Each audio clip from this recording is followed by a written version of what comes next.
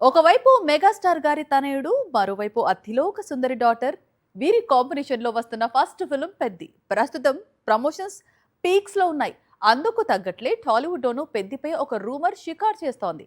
పెద్దిలో megastar classic song remix కానుందని ప్రచారం సాగుతోంది. అదే నిజమైతే మాత్రం మెగా ఫ్యాన్స్ కు పండగే.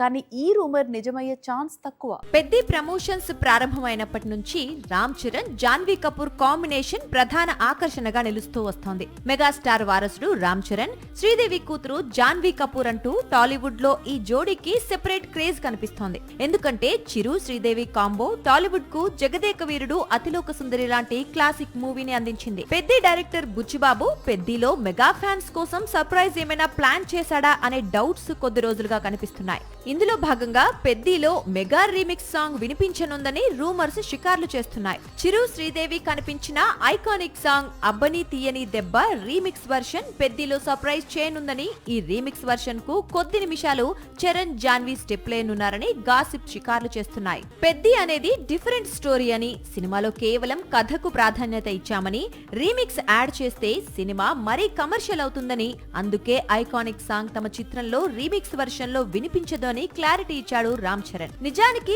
రామ్ చరణ్ తన కెరీర్ లో 3 సార్లు చిరు సాంగ్ ను రీమిక్స్ చేశాడు. మగధీరాలో బంగారు కోడిపెట్ట, రచ్చాలో వానా సాంగ్, అలాగే నాయక్ లో అదిరిపోయే విధంగా మెగా స్టెప్పులేశాడు. ఇప్పుడు అదే దారిలో పెద్దిలోనూ రీమిక్స్ వర్షన్ వినిపిస్తుంది అనుకుంటే మెగా ఫ్యాన్స్ ను డిసప్పాయింట్ చేశాడు.